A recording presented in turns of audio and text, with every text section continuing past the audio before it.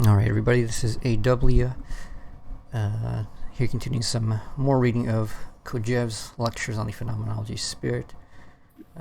Going back a little further to Chapter 2, which is where the lectures actually begin. It's a summary of the first 6 chapters of the Phenomenology Spirit. Some juicy stuff that I remember reading, and it wasn't in the time and concept chapters, so most likely it's either here or in Chapter 3. It's big chapters, but we'll see. Starting. We still have the last 2 chapters of the Phenomenology Spirit to read. We haven't even started here. Chapter 7 is entitled Religion. Chapter 8, Absolute Knowledge. This absolute knowledge is nothing other than the complete system of Hegelian philosophy, or science, which Hegel expounded later in the Encyclopedia of Philosophical Sciences. In Chapter 8, then, the problem is not to develop the content of absolute knowledge. It is concerned only with this knowledge itself as a kind of faculty. It is concerned with showing that this knowledge must be what the man must be who is endowed with a knowledge that permits him completely and adequately to reveal the totality of existing being. In particular, we'll be concerned with differentiating this absolute philosophical knowledge from another knowledge, which also claims to be absolute, the knowledge implied in the Christian revelation and the theology that follows from it. Therefore, one of the principal themes of Chapter 8 is the comparison between Hegelian philosophy, or science, and the Christian religion. So, the revelation of being, some Heidegger influences there already. Now, in order to understand fully the essential character of these two phenomena and of the relations between them, one must consider them in their genesis. The genesis of Christianity, of the absolute religion, starting from the most primitive religion, is described in Chapter 7. As for the genesis of Hegel's philosophy, one can say that the whole Phenomenology, and particularly Chapters 1 through 6, which we have already read, is nothing but a description of the genesis that culminates in the production of the Phenomenology, which itself describes this genesis of philosophy, and thus makes it possible by understanding its possibility. Chapters 1 through 6, which show how and why man could finally reach absolute knowledge, also complete the analysis of the Christian or absolute religion given in Chapter 7. According to Hegel, to use the Marxist terminology, religion is only an ideological superstructure that is born and exists solely in relation to a real substructure. This substructure, which supports both religion and philosophy, is nothing but the totality of human actions realized during the course of universal history, that history in and by which man has created a series of specifically human worlds, essentially different from the natural world. It is these social worlds that are reflected in the religious and philosophical ideologies, and therefore, to come to the point at once, absolute knowledge, which reveals the totality of being, can be realized only at the end of history, in the last world created by man. So just a little blowback there. While Hegel does, amazingly, and don't quote me on this precisely because it's not directly from Hegel, but I read a secondary source kind of just going over the general totality of the lectures on the philosophy of religion. And that was definitely no Marxist interpreting that, let me tell you. But it does come off amazingly as the theory which a Marxist on their best philosophical day would have about what the nature of religion is, which is that religion is, quite literally, since spirit is the concrete consciousness of society, religion is one of the modes in which people become conscious of themselves on the various levels of social and individual being. So that the concept of God is intimately related with the concept of what a person is, the concept of what the nature of the world is, and so on and so on. And this obviously is reflective of exactly the kinds of structures and activities and beings that we are. So in that sense, Hegel does amazingly have a very similar Marxist analysis, except with the caveat that Hegel does not share with the Marxists the notion that this is ideology. For Hegel, these are truths. They are not fictions. They may not be complete truths, but they are certainly not fictions. They're not falsehoods overlaid upon our reality, which we could do without. There is a sense in which, for Hegel, everything that has gone over in the history of religion, in the history of art, in the history of social self-consciousness, of those kinds of sciences, those things never go away, despite a further development of things beyond them. Those things, because they are true, remain part of our world into eternity, so to say. There's no point where, for Hegel, because we have discovered philosophy, all of a sudden now we have no place for religion, and therefore, we just get rid of it. Rather, for Hegel just sees these as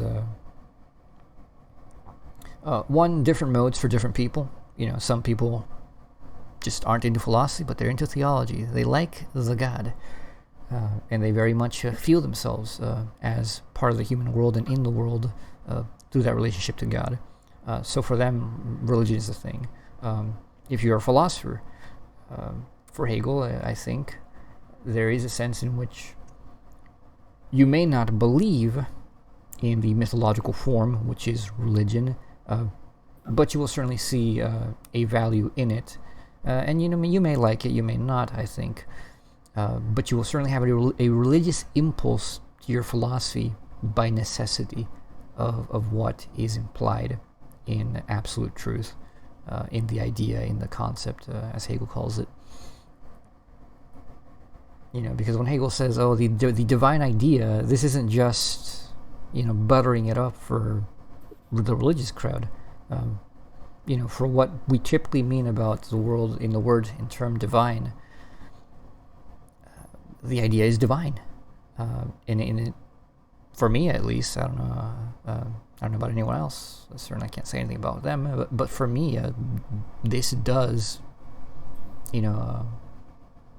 bring into my feeling, a feeling, of some kind of reverence, some kind of awe of this, which otherwise would be, for a religious person, awe of God, awe of Jesus or whatever, or Buddha or Vishnu, all that jazz.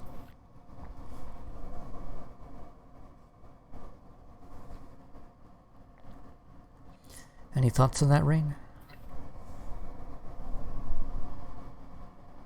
Yeah, I think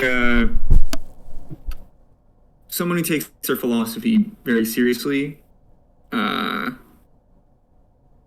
starts to have something akin to religious experiences in and through just carrying out philosophically what they think, particularly insofar as what they think is true. I don't think those kinds of experiences are engendered without the sense of truth that accompanies them. The real belief in it. The sense that someone is coming to know reality as it really is. And depending on what the content of that they think, or what the content of that is, this can engender religious experience, I think. I have all kinds of ecstatic moments reading Hegel. And I did even before I was into Hegel. I used to be really into Whitehead. And I would have all kinds of reveries reading it because I believed it at the time. Yeah, I certainly think that happens. So, right, in the last world grade. Continuing, to understand what absolute knowledge is, to know how and why this knowledge has become possible, one must therefore understand the whole of universal history, and this is what Hegel has done in Chapter 6. However, to understand the edifice of universal history and the process of its construction, one must know the materials that were used to construct it. These materials are men. To know what history is, one must therefore know what man who realizes it is. Most certainly, man is something quite different from a brick. In the first place, if we want to compare universal history to the construction of an edifice, we must point out that men are not only the bricks that are used in the construction, they are also the masons who build it and the architects who conceive the plan for it, a plan, moreover, which is progressively elaborated during the construction itself. Furthermore, even as brick, man is essentially different from a material brick. Even the human brick changes during the construction, just as the human mason and the human architect do. Nevertheless, there is something in man, in every man, that makes him suited to participate, passively or actively, in the realization of universal history. At the beginning of this history, which ends finally in absolute knowledge, there are, so to speak, the necessary and sufficient conditions, and Hegel studies these conditions in the first 4 chapters of the Phenomenology. Finally, man is not only the material, the builder and the architect of the historical edifice. He is also the one for whom this edifice is constructed. He lives in it. He sees and understands in it. He describes and criticizes it. There is a whole category of men who do not actively participate in the historical construction and who are content to live in the constructed edifice and to talk about it.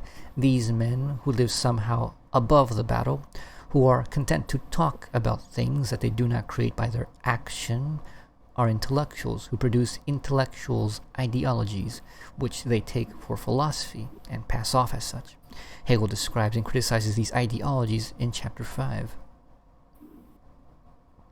Therefore, once again, the whole of the Phenomenology, summarized in chapter 8, must answer the question, what is absolute knowledge and how is it possible? That is to say, what must man in historical evolution be so that at a certain moment in that evolution, a human individual, by chance having the name of Hegel, sees that he has an absolute knowledge, that is, a knowledge that reveals to him no longer a particular and momentary aspect of being, which he mistakes for the totality of being, but being in its integral whole as it is and for itself? Or again, to present the same problem in its Cartesian aspect, the Phenomenology must answer the question of the philosopher who believes he can attain the definitive or absolute truth. I think, therefore I am. But what am I? The Cartesian reply to the philosopher's question, what am I?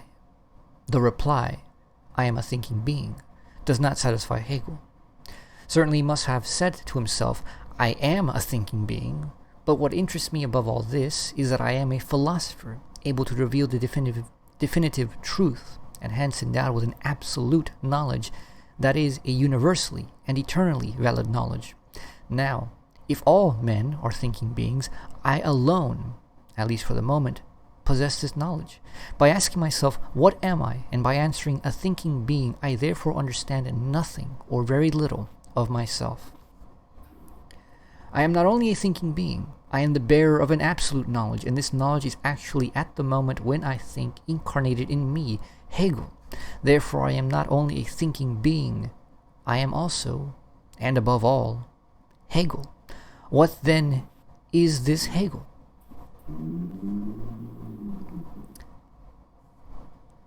To begin with, he is a man of flesh and blood, who knows that he is such. Next, this man does not float in empty space. He is seated on a chair at a table, writing with a pen on paper. And he knows that all these objects did not fall from the sky. He knows that those things are products of something called human work. He also knows that this work is carried out in a human world, in the bosom of a nature in which he himself participates. And this world is present in his mind at the very moment when he writes to answer his, "What am I?" Thus, for example, he hears sounds from afar, but he does not hear mere sounds. He knows, in addition, that these sounds are cannon shots, and he knows that the cannons, too, are products of some work, manufactured in this case for a fight to the death between men. But there is still more. He knows that he is hearing shots from Napoleon's cannons at the Battle of Jena. Hence, he knows that he lives in a world in which Napoleon is acting. Now, this is something that Descartes, Plato, and so many other philosophers did not know, could not know. And is it not because of this that Hegel attains that absolute knowledge to which his predecessors vainly aspired? Perhaps, but why then is it Hegel who attains it, and not some other of his contemporaries, all of whom know that there is a man named Napoleon? But how do they know him? Do they truly know him? Do they know what Napoleon is? Do they understand him? Now, in fact, what is it to understand Napoleon, other than to understand him as the one who perfects the ideal of the French Revolution by realizing it? And can one understand this idea, this revolution, without understanding the ideology of the Aufklärung, the Enlightenment? Generally speaking, to understand Napoleon is to understand him in relation to the world of interior historical evolution, to understand the whole of universal history. Now, almost none of the philosophers contemporary with Hegel posed this problem for themselves, and none of them, except Hegel, resolved it. For Hegel is the only one able to accept and to justify Napoleon's existence. That is, to deduce it from the first principles of his philosophy, his anthropology, his conception of history. The others consider themselves obliged to condemn Napoleon, that is, to condemn the historical reality, and their philosophical systems, by that very fact, are all condemned by that reality. I mean, just a little pushback there. Hegel is not Fichte or Schelling in particular. Schelling did have a moment in his life where he thought that it was logically possible to literally go from the abstract, absolute metaphysical principles, which is one, and literally deduce you, the individual existent person existing in the conditions in which you live here and now at this very moment, doing the very thing that you're doing, either writing or reading philosophy. Now, I think later on Schelling abandoned that crazy idea, but Hegel never had that crazy idea. So Hegel doesn't think you can go from absolute metaphysical principles and actually deduce the individual. And part of the reason is because Hegel accepts that there is real contingency in nature. Shit happens. It doesn't have a very deep reasons for its happening. And nature just goes on forever in such a way that things can happen for reasons that are ultimately inscrutable as specific reasons. Now, you can scrutinize them and understand them as generalized forms of reason. But, as for these specific reasons, I mean, it's like trying to deduce yourself as a consequence of the Big Bang. Physicists may be crazy and tell you that they could, in principle, do it. But Hegel will tell you they're idiots because they can't.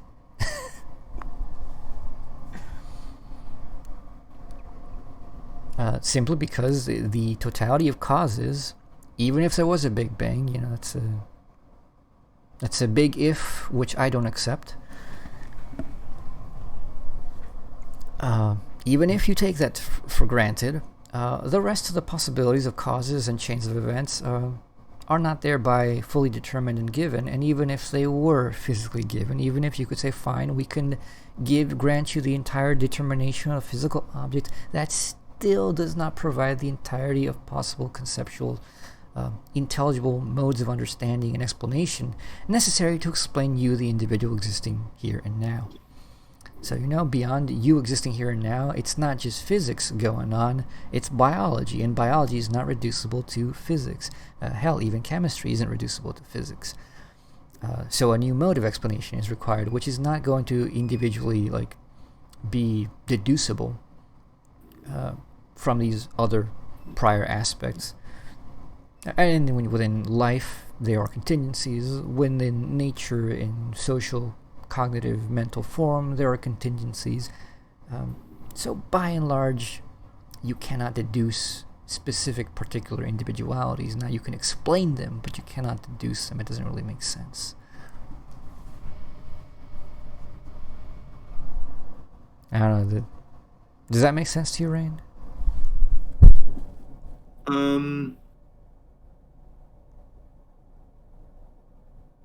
There's a lot there. I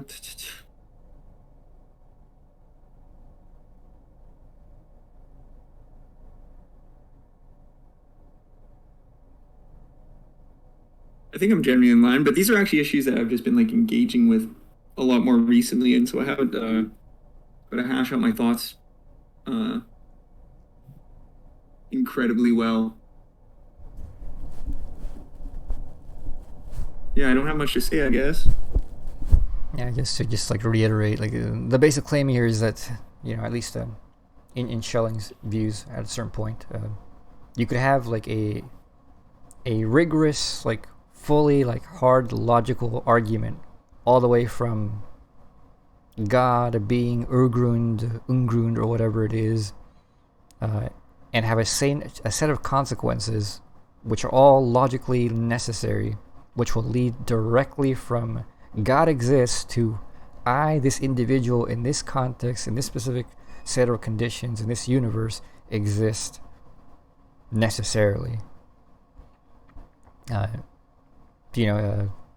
So rather than just like going backwards and saying, oh, that's why I exist, in the way that Hegel would say, you, the individual, can explain yourself to yourself from a standpoint in which you can see yourself as a consequence of the world, but you cannot go forward from an abstract principle and generate abstractly the entirety of the consequence forward. Right. So, we can see the necessity of Napoleon, but we can't, before Napoleon, we cannot look into the process of world history and say Napoleon is going to be born and is going to be playing this role in world history. After the fact, we see that he is. Before the fact, we might say someone like Napoleon is going to be born and is going to have the chances in these specific circumstances, which are still contingent to a certain extent, in which they may or may not, live up to the moment and become that individuality that is required for that kind of embodiment of world spirit, so to say. So, we can all say right now, the world is seemingly heading towards fascism. We don't know who the fascist who's going to rule anywhere is going to be. We can only say, we can understand that there's a certain trend going on where the conditions are such that a certain kind of individuality, if they fit the right circumstances, will come into a condition in which they can rise to power into the, this whole structure, blah, blah, blah. But we cannot from here deduce exactly who that will be and under what exact circumstances it will be.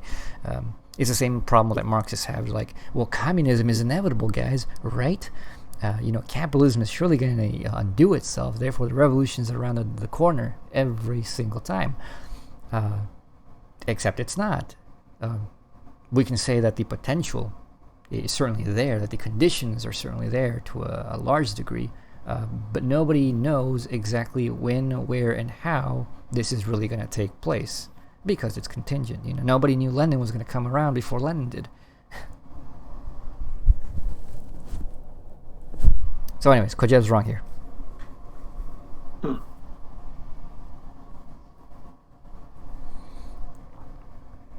So, continuing. Is he not this Hegel, a thinker endowed with an absolute knowledge, because on the one hand he lives in Napoleon's time, and on the other is the only one to understand him? This is precisely what Hegel says in the Phenomenology. Absolute knowledge became objectively possible because in and by Napoleon, the real process of historical evolution, in the course of which man created new worlds and transformed himself by creating them, came to its end. To reveal this world, therefore, is to reveal the world. That is, to reveal being in the completed totality of its spatial-temporal existence. And subjectively, absolute knowledge became possible because a man named Hegel was able to understand the world in which he lived and to understand himself as living in and understanding this world. Like each of his contemporaries, Hegel was a microcosm who incorporated in his particular being the completed totality of the spatial-temporal realization of universal being. But he was the only one to understand himself as this whole, to give a correct and complete answer to the Cartesian question, what am I? By understanding himself through the understanding of the totality of the anthropogenic historical process, which ends with Napoleon and his contemporaries, and by understanding this process through his understanding of himself. Hegel caused the completed whole of the universal, real process to penetrate into his individual consciousness, and then he penetrated this consciousness. Thus, this consciousness became just as total, as universal, as the process that it revealed by understanding itself. And this fully self-conscious consciousness is absolute knowledge, which by being developed in discourse will form the content of absolute philosophy or science, of that encyclopedia of the philosophical sciences that contains the sum of all possible knowledge.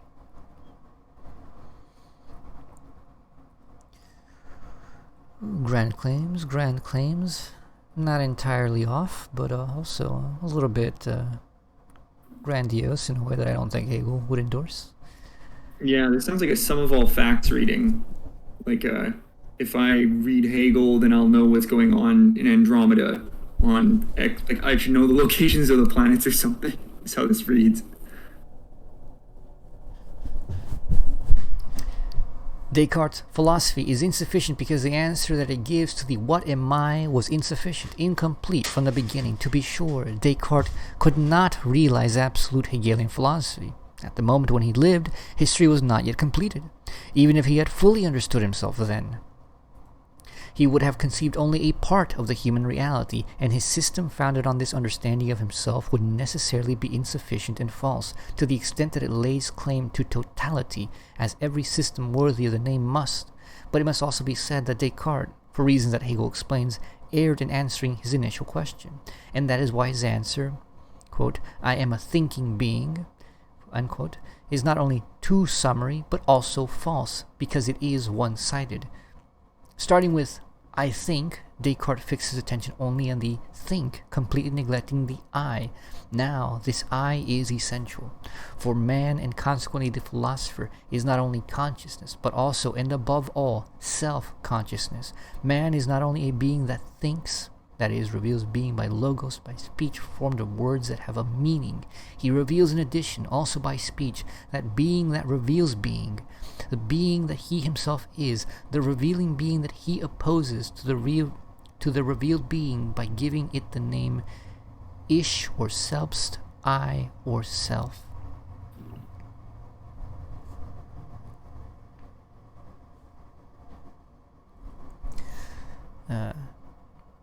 Long before I read this, and long before I even read Hegel's own words on this, when I knew just a little bit of what Hegelianism was about, I had this, the epiphany, that I had read something similar to a claim like this, and it popped into my head, like, I had some notion of the self-conscious aspect of Hegel and the reflexivity, in which man, the concept of man, meaning humanity, and I'm not going to go into debates about that etymology. Anyways, the concept of humanity is literally the concept of the self-conceiving concept, because a human, in understanding themselves as human, understands themselves as understanding themselves as human, which then understands everything else. Yeah, which is literally what the idea is. That is what the absolute idea is at the end of the logic, at least in cognitive logical form. The logical idea is precisely this power and process and being of thought which can conceive itself as thought, the concept which conceives itself as concept, or the concept that conceptualizes itself as concept. And that is precisely what a human being is.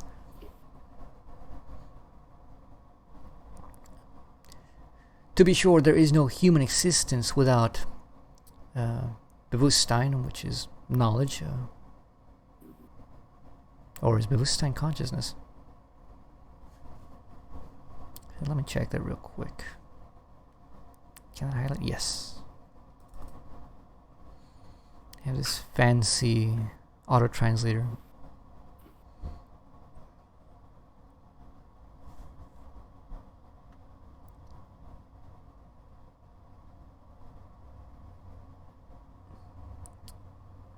Oh, dang it, it doesn't translate it.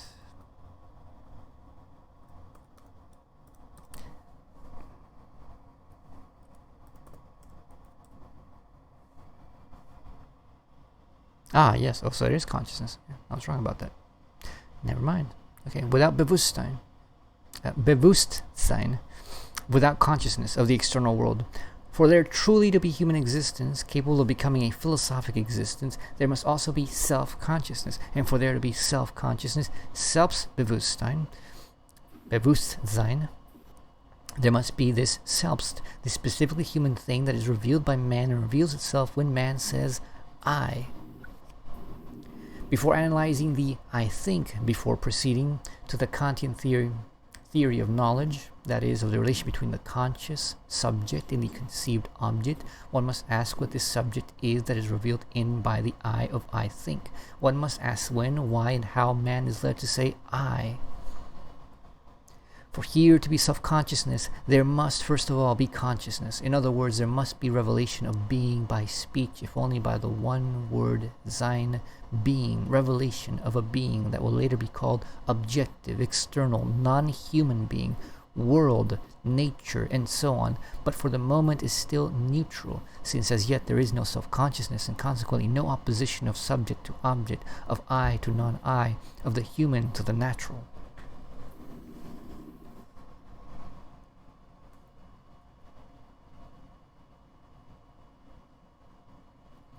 Hegel studies the most elementary form of consciousness, of knowledge of being, and of its revelation by speech in Chapter 1, given the name sensual certainty, otherwise usually translated as sense certainty. I shall not repeat what he says there. What interests us for the moment is that starting from this consciousness, from this knowledge, there is no way to reach self-consciousness. To reach it, one must start from something other than contemplative knowledge of being, other than its passive revelation, which leaves being as it is in itself, independent of the knowledge that reveals it.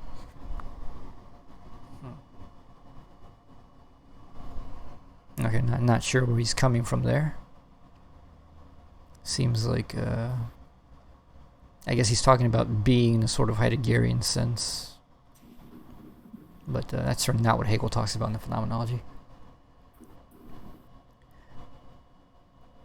Continuing, indeed, we all know that the man who attentively contemplates a thing, who wants to see it as it is without changing anything, is absorbed, so to speak, by this contemplation.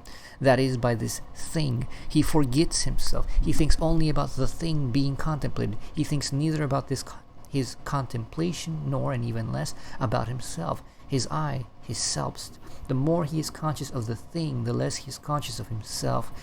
He may perhaps talk about the thing, but he will never talk about himself. In his discourse, the word I will not occur.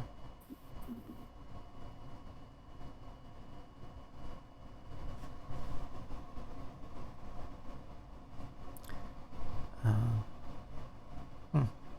think that's a pretty on-point phenomenological description of what happens when you actually think concepts as concepts. You remove yourself automatically. Like, I don't know. At least I don't have to try.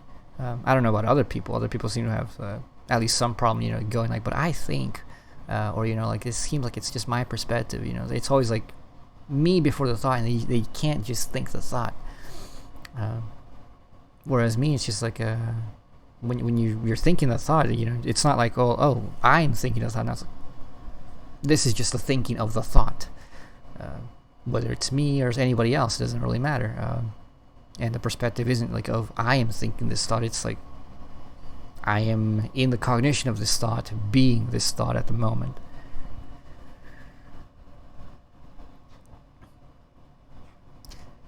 It's pretty interesting, I think.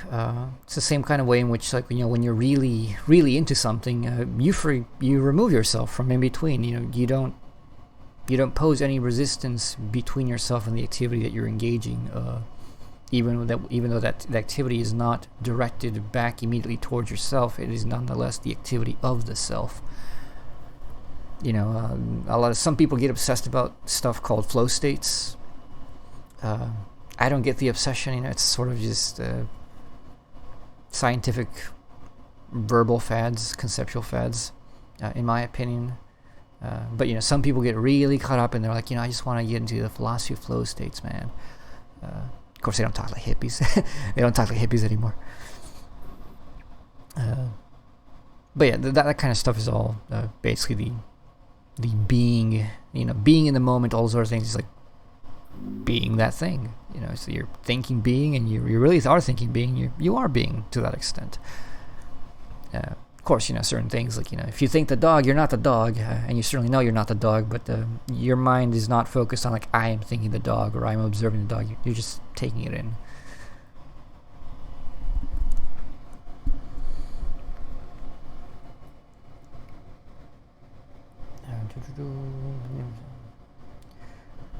Continuing, for this word to appear, something other than purely passive contemplation, which only reveals being, must also be present, and this other thing, according to Hegel, is desire, Begierde, of which he speaks in the beginning of chapter 4.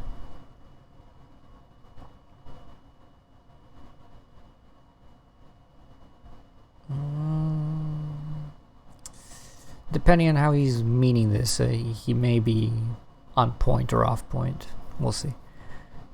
Indeed, when man experiences a desire, when he is hungry, for example, and wants to eat, and when he becomes aware of it, he necessarily becomes aware of himself. Desire is always revealed as my desire, and to reveal desire, one must use the word I.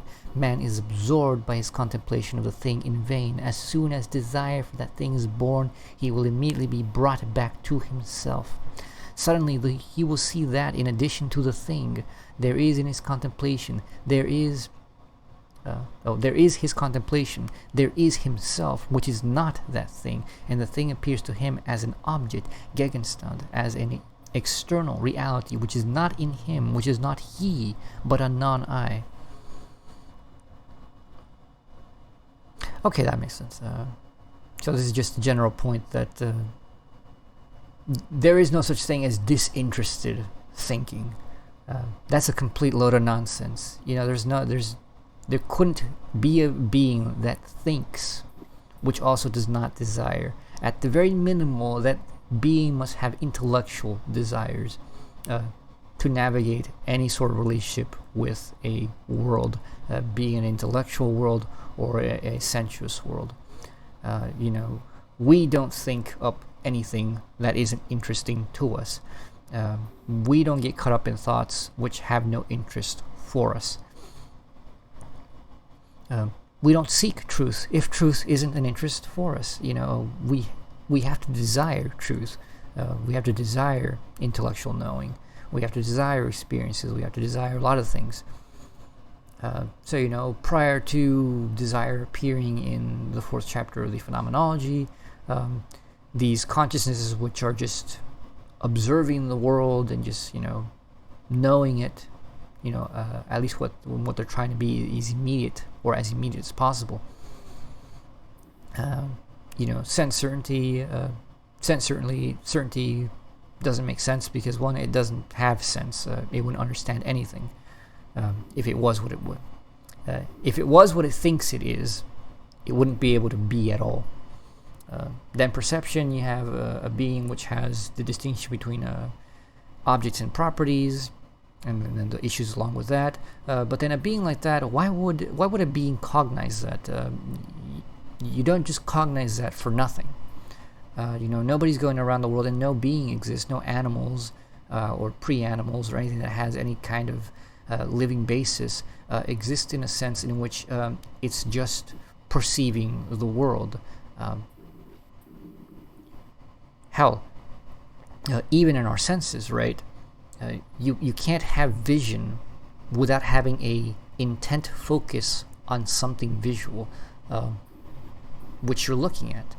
Otherwise, your visual field is just in a meaningless receptivity for your mind. Your mind doesn't really see it. If something doesn't hold an interest for you, you're not seeing it.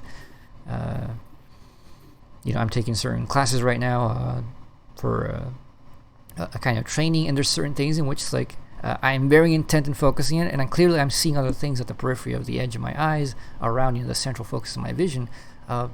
But as far as my mind's concerned, as far as my vision is concerned, as vision, I'm not seeing those things. They're invisible, and I miss them. And certainly, when I have to force myself to be conscious and look at them, otherwise, they disappear. So you cannot just perceive the world disinterestedly. No, nobody can do that. As a matter of fact, if you try to do that, the world just kind of passes you by, and somebody can ask you 5 minutes later what you were watching, and you're like, I have no idea. Just kind of dazing out, spacing out, so to say. So anyways, desire as fundamental to cognition is definitely true.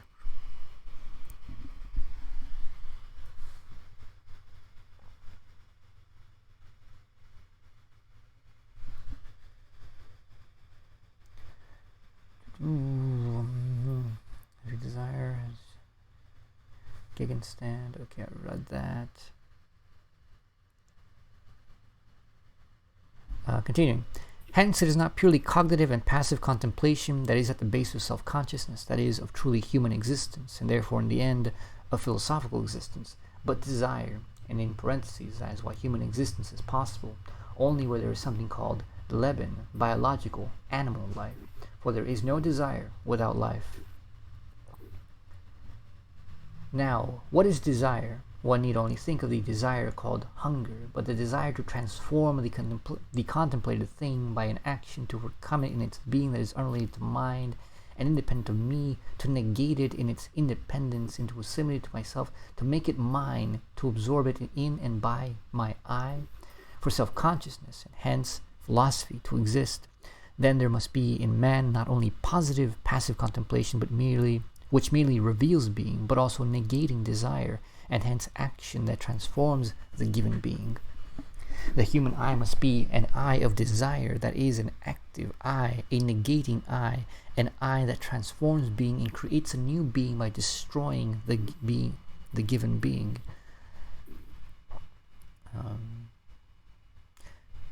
Just an interesting dialectic that arises there. He's not talking about, and Hegel doesn't talk about it either, which is that there is a sense in which we desire to be negated. If you enjoy learning, you enjoy being negated. If you enjoy developing yourself in any way, physical or mental or otherwise, you enjoy being negated. Yeah, you desire negation. You desire your own negation. Just an interesting thought. So, not only do we desire negating other things, but we also have the desire and enjoyment of being negated.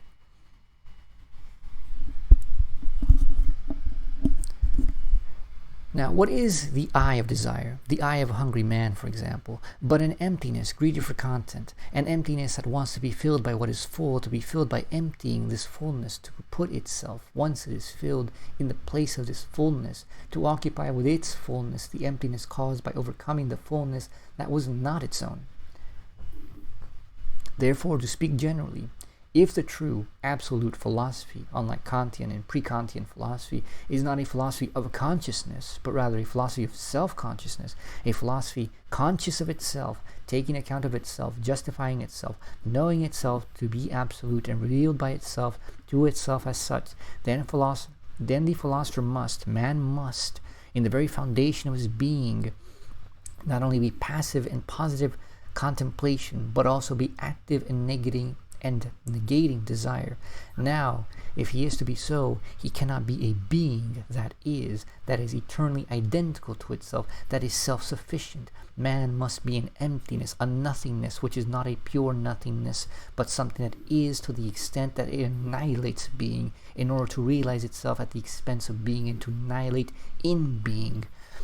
Man is negating action, which transforms being, and by transforming it transforms itself. Man is what he is only to the extent that he becomes what he is. His true being is becoming time, history, and he is history only in and by action that negates the given, the action of fighting and of work, of the work that finally produces the table on which Hegel writes his Phenomenology, and of the fight that is finally the Battle of Jena, which sounds he hears while writing the Phenomenology. And that is why, in answering the what am I, Hegel had to take account of both that table and those sounds. There is no human existence without consciousness or without self-consciousness. That is, without revelation of being by speech, or without desire that reveals and creates the I. That is why in the Phenomenology, that is in the phenomenological anthropology, the elementary possibility of revelation of given being by speech implied in the chapter's central certainty, on the one hand, and on the other, action that destroys or negates given being, action that arises from and because of desire, are two irreducible givens which the Phenomenology presupposes as its premises. But these premises are not sufficient. The analysis that uncovers the constituent role of desire enables us to understand why human existence is possible only within an animal existence as its basis. A stone or a plant, having no desire, never attains self-consciousness and consequently philosophy. but animals do not attain it either. Animal desire, therefore, is a necessary but not a sufficient condition of human and philosophical existence. And here's why. Animal desire, hunger for example, and the action that flows from it, negate, destroy the natural given. By negating it, modifying it, making it its own, the animal raises itself above this given.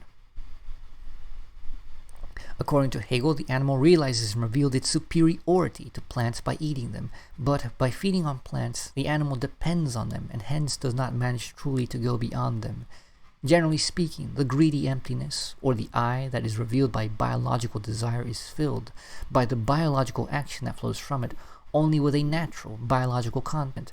Therefore the I, or the pseudo-I, realized by the active satisfaction of this desire, is just as natural, biological, material as that toward which the desire and the action are directed. The animal raises itself above the nature that is negated in its animal desire only to fall back into it immediately by the satisfaction of this desire. Accordingly, the animal attains only sentiment of self, but not self-consciousness. That is, it cannot speak of itself, it cannot say I, and this is so because the animal does not really transcend itself as given, that is, as body. It does not rise above itself in order to come back toward itself. It has no distance with respect to itself in order to contemplate itself. Okay, so he's talking a lot about here, about words and speech. And if what he means by that is speech in the way, I'm speaking right now, the words, the sounds, the communicative symbols, if that's what he means by speech, that's not the basis of self-consciousness for Hegel. Self-consciousness is actually more primitive than speech in that kind of symbolization. Self-consciousness is originally, immediately, the desire of desire, in the Phenomenology spirit, and also later in the Encyclopedia of Philosophical Sciences, there's a small section called Phenomenology, which is just really about the first 4 chapters of Phenomenology and nothing else. And self-consciousness there is also, or does arise as the desire of desire first, which means that, for example, in the relationship between a mother or father with their child, that child, to the extent that it desires the desire of its mother or its father, is self-conscious in that desiring. That child does not need to speak in order for it to be self-conscious. Now, speech may be a higher form of self-consciousness, but it is not the basis or the most simple and immediate form of it.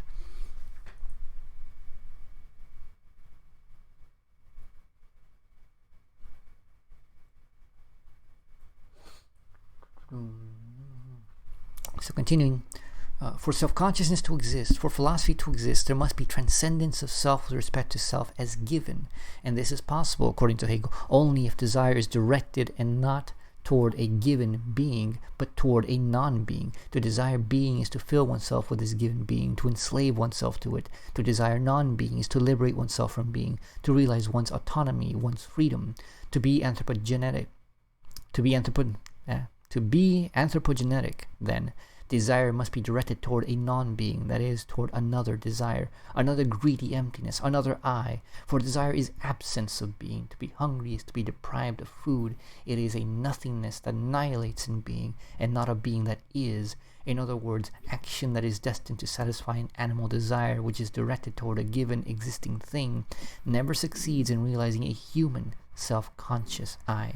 Desire is human, or more exactly, humanizing, anthropogenetic, only provided that it is directed towards another desire and an other desire. To be human, man must act not for the sake of subjugating... Sorry, let me restart that. To be human, man must act not for the sake of subjugating a thing, but for the sake of subjugating another desire for the thing. The man who desires a thing humanly acts not so much to possess the thing as to make another recognize his right. As will be said later, to that thing, to make another recognize him as the owner of the thing. And he does this in the final analysis in order to make the other recognize his superiority over the other. It is only desire of such a recognition. It is only action that flows from such a desire that creates, realizes, and reveals a human, non-biological I. Alright, it's totally master-slave dialectic stuff. He's in that territory now. This is what Kojeve is primarily famous for. Everything's about the master-slave dialectic, supposedly. Therefore, the phenomenology must accept a third irreducible premise, the existence of several desires that can desire one another mutually, each of which wants to negate, to assimilate, to make its own, to subjugate the other desire as desire. This multiplicity of desires is just as undeducible as the fact of desire itself. By accepting it, one can already foresee or understand, deduce, what human existence will be.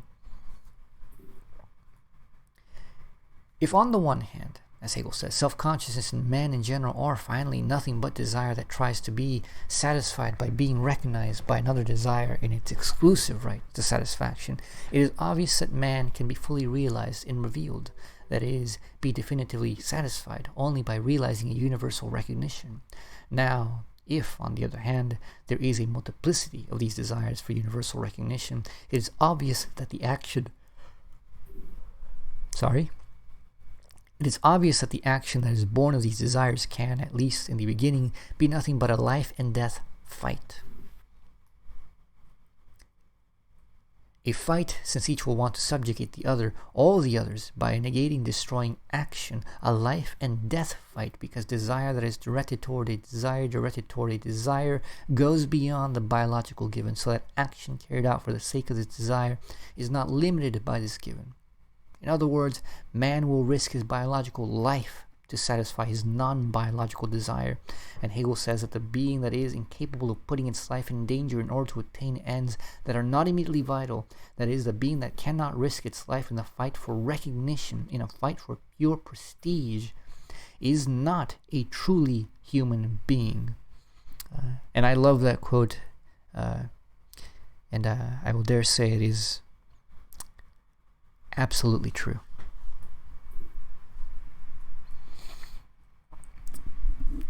If somebody is not willing to give up their life for freedom, for that standing of the recognition of being a free being, they're not living up to the concept of what it is to be a human being.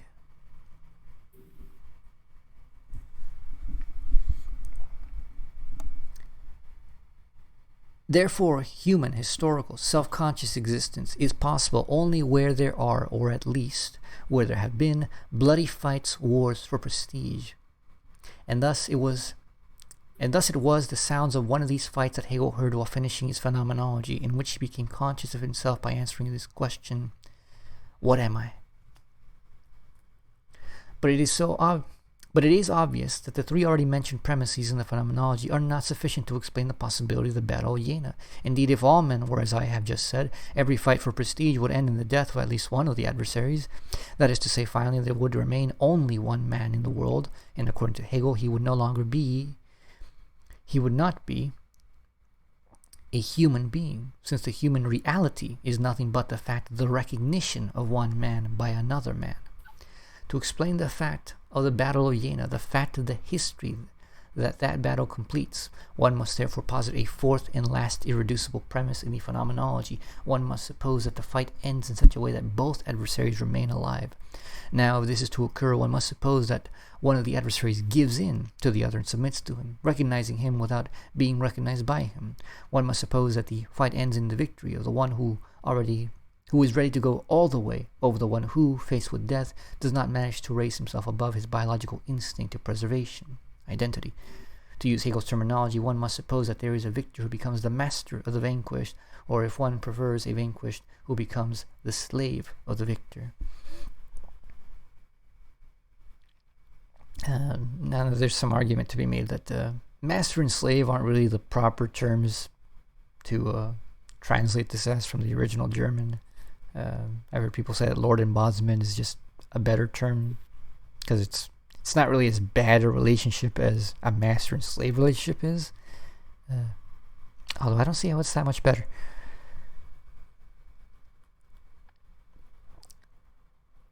But that has nothing to do with anything conceptual. It's just about the associated notions we bring into things when we encounter familiar terms. Continuing, the existence of a difference between master and slave, or more exactly, the possibility of a difference between future master and future slave, is the fourth and last premise of the Phenomenology. The vanquished has subordinated his human desire for recognition to the biological desire to preserve his life. This is what determines and reveals to him and to the victor his inferiority. The victor has risked his life for a non-vital end, and this is what determines and reveals to him and to the vanquished his superiority over biological life and consequently over the vanquished. Thus the difference between master and slave is realized in the existence of the victor and of the vanquished, and it is recognized by both of them. The master's superiority over nature, founded on the risk of his life in the fight for prestige, is realized by the fact of the slave's work. This work is placed between the master and nature. The slave transforms the given conditions of existence so as to make them conform to the master's demands. Nature, transformed by the slave's work, serves the master without his needing to serve it in turn. The enslaving side of the interaction with nature falls to the lot of the slave. By enslaving the slave and forcing him to work, the master enslaves nature and thus realizes his freedom in nature. Thus the master's existence can remain exclusively warlike. He fights but does not work. As for the slave, his existence is reduced to work, which he executes in the master's service. He works but does not fight, and according to Hegel, only action carried out in another's service is work, in the proper sense of the word, an essentially human and humanizing action.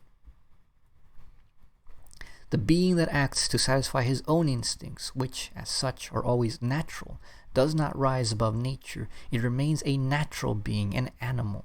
But by acting to satisfy an instinct that is not my own, I am acting in relation to what is not, for me, instinct. I am acting in relation to an idea, a non-biological end, and it is this transformation of nature in relation to a non-material idea that is work in the proper sense of the word. Work that creates a non-natural, technical, humanized world adapted to the human desire of a being that has demonstrated and realized its superiority to nature by risking its life for the non-biological end of recognition. And it is only this work that could finally produce the table on which Hegel wrote his Phenomenology, and which was part of the content of the I that he analyzed in answering his question, what am I? Okay, so there's his interpretation of that famous passage. I would say it seems to me like it's not half right. Half of it is right and half of it is wrong. The half that is wrong is just him overlaying his own interpretation with his own terminology on what Hegel's doing. But it's not what Hegel's doing in that chapter. As a matter of fact, I would say, while the Phenomenology is, yes, the phenomenology of human consciousness in reality, taken in a certain kind of logical abstraction, it is a phenomenology of consciousness, which is not at that point self-consciousness. Like at the point of the master and slave, we don't have speech proper, for example. Technically speaking, self-consciousness is not really that great of a thing. Humans certainly have the fullness of self-consciousness, but other animals, or in fact I would say any social animal, has to have a degree of self-consciousness, which is not ignorable, because they recognize amongst themselves, and they recognize the distinction of themselves amongst others. Animals, even just conscious animals that don't have a sociality to them, must nonetheless have a moment of self-consciousness, because that's how they recognize other animals. You walk into a forest and everything stops. Why? Because they recognize, or at least they have the presumption of recognition that they're primed to intuitively recognize and assume that some kind of new living thing has come into the forest and it might be dangerous. And that possibility of danger is why the whole forest stops, until it gets used to you. That is a moment of self-consciousness, undeniably. Now, it's not a deep self-consciousness, but it is a moment of self-consciousness which these animals, in the moment that they're cognizing, there is something living here that is new and different, it might be dangerous, they are recognizing. Now, they're not recognizing within themselves, but they are in that relationship of recognition. They are in self-consciousness, though self-consciousness isn't instantiated fully in them. They are like the sides of self-consciousness separated, whereas a fully self-conscious being is, on the other hand, fully reflective of that universal in itself. It's like, the being which is in itself, the being which fully instantiates itself within itself. It'd be like having a heart within your heart. That kind of structural inner existence is what self-consciousness is. Properly speaking, in the full sense. But what's my point with that? So something like, say, the master-slave relationship could be the same logic that goes on in a pride of lions.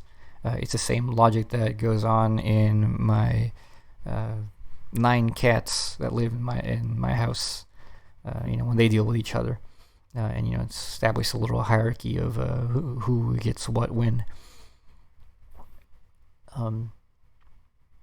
So this isn't entirely a human uniqueness at this point. I think the human uniqueness comes after this moment, in reality. Although this uniqueness of labor, of work, is certainly a human uniqueness. No other animal truly has this. While they do activities under duress of each other, like they hunt or whatever, and they know who the alpha is. Not that the terminology really works anymore. For anybody who doesn't know, the whole alpha beta conceptual structure categories for animals have been largely discredited. It's not really a good example, but analogical things of a certain kind to this Lord embodiment, master servant, happen at least to that extent, but beyond that in work, no such thing occurs in nature. So at least in this relationship, it is a particularly human relationship of the master and slave instantiation.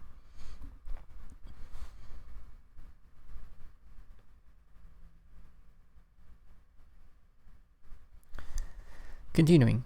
Generally speaking, by accepting the 4 premises mentioned above, namely 1, the existence of the revelation of given being by speech, 2, the existence of a desire engendering an action that negates, transforms given being, 3, the existence of several desires which desire one another mutually, and 4, the existence of a possibility, a difference between the desires of future masters and desires of future slaves. By accepting these 4 premises, we understand the possibility of a historical process of a history, which is, in its totality, the history of the fights and the work that finally ended in the wars of Napoleon and the table on which Hegel wrote the Phenomenology in order to understand both of those wars and that table. I'm being reminded by Brandon here. At least I'm reminded of a lecture by Bernstein about Brandon, in which he was mocking Brandon because he brought up that Brandon's great claim for Hegel is that Hegel is giving an explanation and give an explanation of the justification of why we can be allowed to say that I know the table is in front of me. And Bernstein said that is such a laughable goal for philosophy and Hegel's philosophy at that. That one can hardly take Brandon seriously as a Hegelian. And I certainly think Brandon is not really a Hegelian. Not that he even cares. I don't think he cares at all. He doesn't bother. He's using Hegel for his own projects, insofar as as he takes bits and pieces that he finds useful. But he's certainly not following Hegel's philosophy in the spirit at all. He doesn't use the same kind of logic. Nor anything like that. Anyways, that was a digression. Cool, another need to do accepting desires to a process. Suppose supremacy is mentioned. What is in that table? Inversely, in order to explain the possibility of phenomenology, which is written on a table and which explains the wars of Napoleon, we must suppose the 4 premises mentioned. Maybe. Although I think that's a very abstract way of putting it. I think there's far more than those premises to be taken into account. And for Hegel, they're not really premises. They're kind of conclusions from a given immediacy. Which we could say that the immediacy is the one premise, and everything else just kind of flows out of that to a certain extent. Okay, in all, then we can say this: man was born, and history began with the first fight that ended in the appearance of a master and a slave. This is to say that man, at his origin, is always either master or slave, and that true man can exist only where there is a master and a slave. If they are to be human, they must be at least 2 in number. And universal history, the history of the interaction between men and of their interaction with nature, is the history of the interaction between warlike masters and working slaves. Consequently, history stops at the moment when the difference, the opposition between master and slave disappears, at the moment when the master will cease to be master because he will no longer have a slave, and the slave will cease to be a slave because he will no longer have a master, although the slave will not become master in turn since he will have no slave. Okay, there's a footnote that I missed.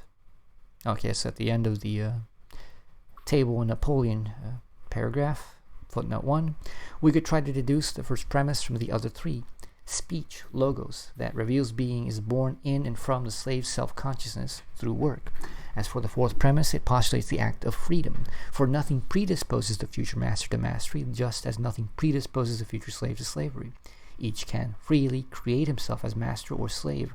What is given, therefore, is not the difference between master and slave, but the free act that creates it. Now, the free act is by definition undeducible. Here, then, we have what is indeed an absolute premise. All we can say is that without the primordial free act that creates mastery and slavery, history and philosophy could not exist.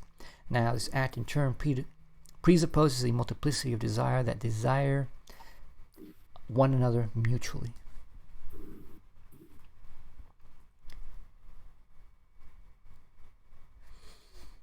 Okay. So, what he said here about history being about masters and slaves. Okay, this is the famous thing everybody knows about Kojeve. So yeah, I guess here he said it.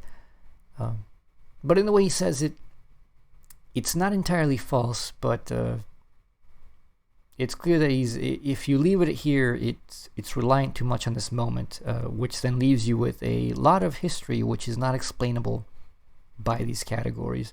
And that's really the fundamental problem of this. It's not that it's false to this extent, but that it's just not true enough by a large margin. A lot of things happen historically which just immediately surpass the issue of the master-slave in a very different form, and that what goes on in further forms of consciousness which take on what is true in the master and slave relationship is,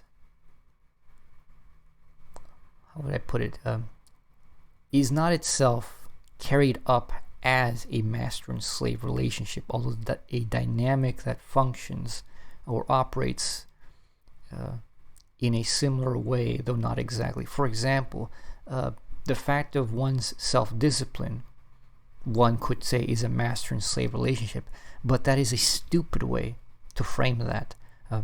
If you think that makes sense to frame it, you're literally saying you are your own slave. Some people like to say this about Kant, right?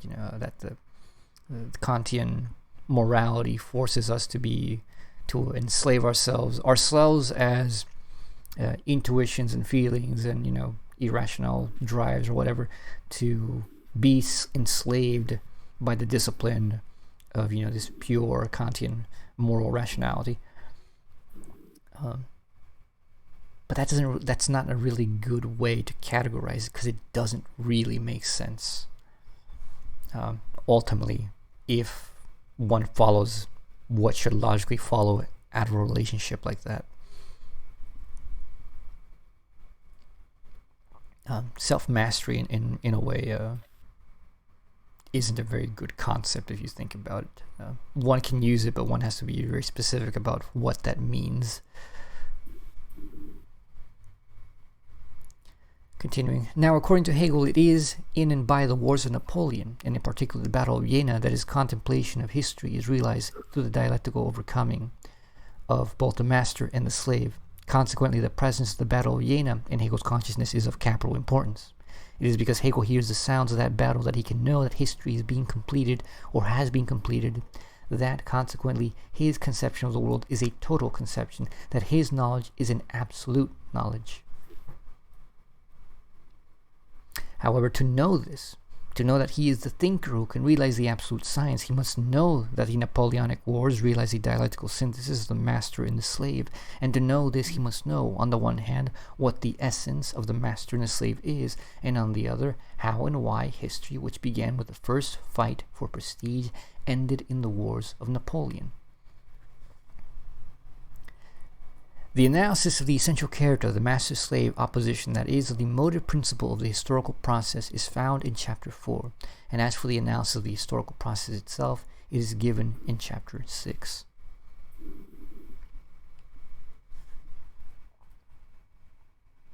History, that universal human process that conditioned the coming of Hegel, of the thinker endowed with absolute knowledge, a process that the thinker must understand in by a phenomenology before he can realize this absolute knowledge in the system of science. Universal history, therefore, is nothing but the history of the dialectical, that is, active, relation between mastery and slavery. Hence, history will be completed at the moment when the synthesis of the master and the slave is realized.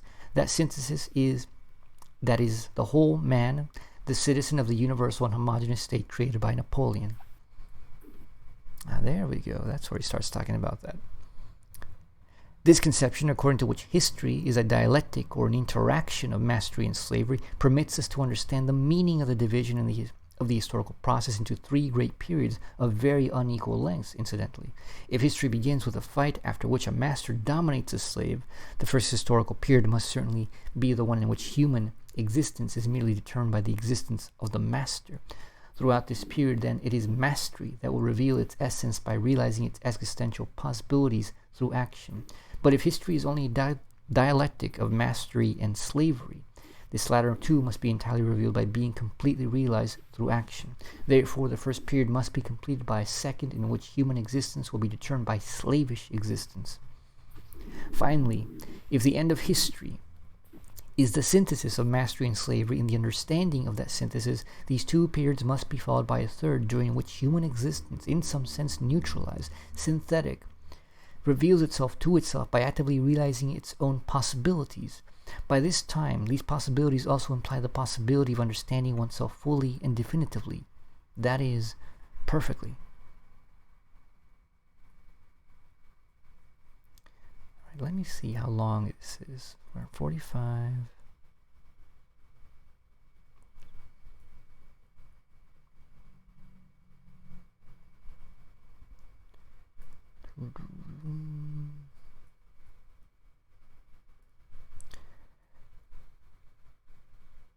Okay, so this goes on for quite a bit more.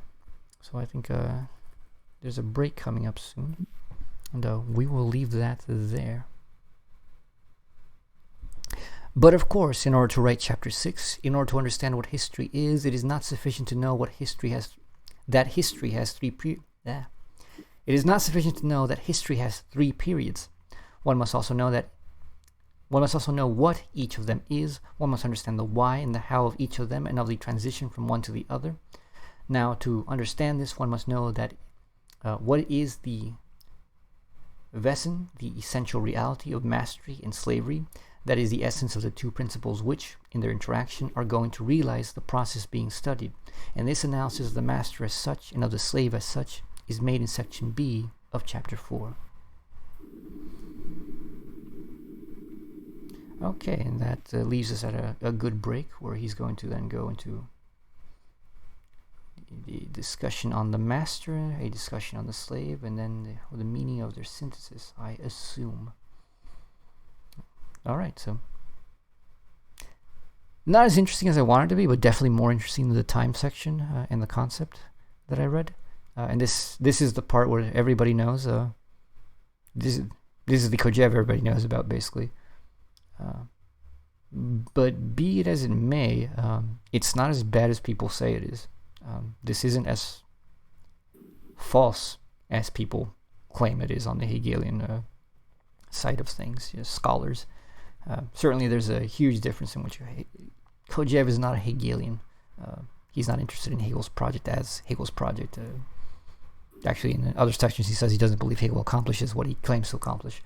But it's still an interesting reading, historically significant, and if one is careful to bracket what is Kojeve and what is Hegel, a rather fruitful thing that you can probably get a lot of ideas to think and write about. So for those of you listening, hopefully you found this enjoyable and fruitful. See you next time.